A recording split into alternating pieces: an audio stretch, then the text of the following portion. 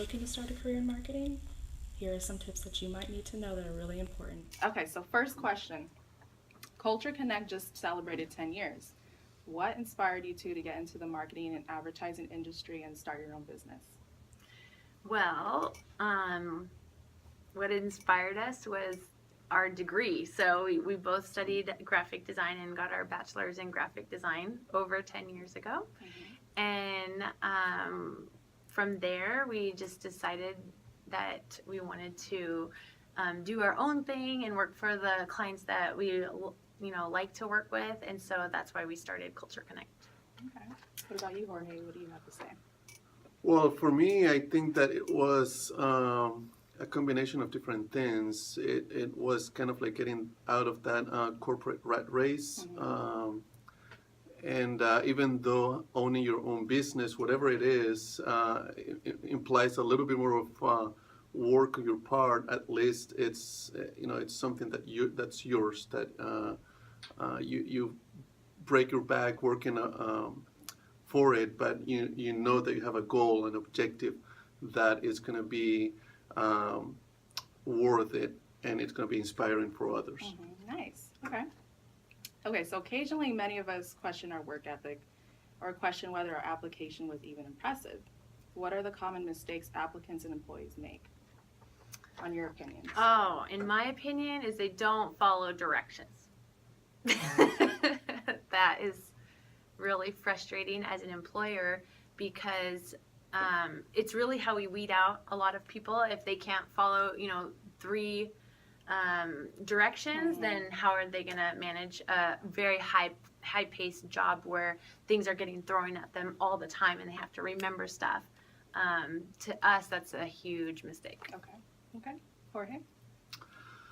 I do agree with Nikki. I think that the way we set up applications, whether it is directly through our website or through a third-party website, is with simple instructions. And if the applicant cannot really follow those instructions, that means that they didn't read through thoroughly through the application process. And I think once we have selected the candidates to come and interview, I think one of the mistakes is to come and prepare, whether it is if we're interviewing for a design position, come and prepare without a good portfolio or no portfolio, or with not, you see something on the application, but then when they come and they give you the actual resume, it's not a reflection of the application. So that's a little frustrating. Okay, that's a good answer. Okay, so from day one, both of you guys have given me great career pointers. What type of advice do you have for recent graduates new to the industry? Recent graduates, follow what Sylvia's doing. Interning.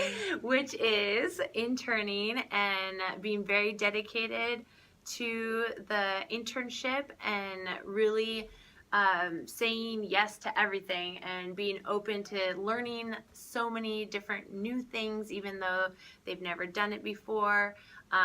Work for free, work for cheap. Don't let your ego get in the way, because when somebody comes through our door who wants a job, they are much more qualified if they have experience in the workplace, because you can learn all you want to learn at school, but in the end, the workplace is what really teaches you a lot of stuff.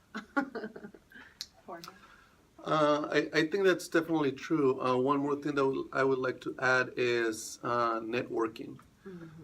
Just don't wait till you graduate to build, be part of these networking groups. In our area, it would be, the OCAD club, the AIGA, all these design clubs. And, if there is a specific industry in which you want to put your foot into, just make sure that you also get a membership for that. For example, if you want to be a designer, or an art director in the restaurant industry or the hospitality industry, just research those types of associations and start networking with them. That was basically how I landed my first art director job. It was networking. Okay. All right. So With your amount of experience, you understand what it takes. What makes an excellent graphic designer? I'll leave that to our design master here, Jorge.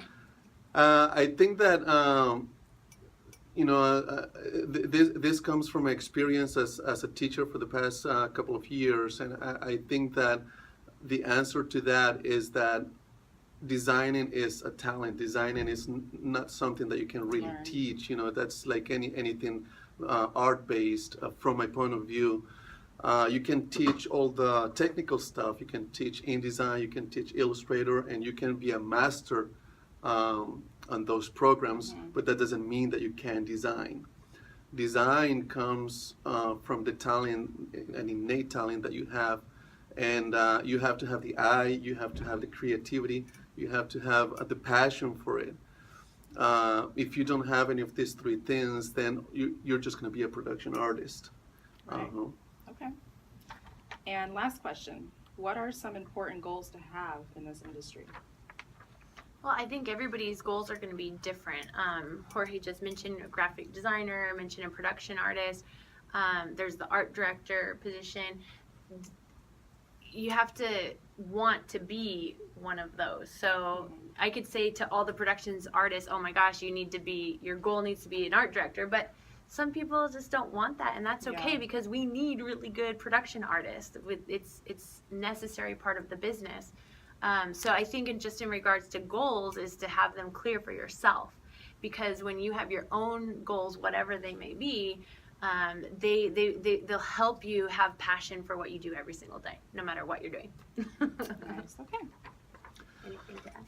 I think that's really true what Nikki just said. I think goals are, whether it is in your personal or professional life, is something that really has to relate more to you than what's going on around you, what anybody else or everybody else is doing. If you're not happy as an art director, art director and creative director positions come with different responsibilities as a graphic designer or a production artist.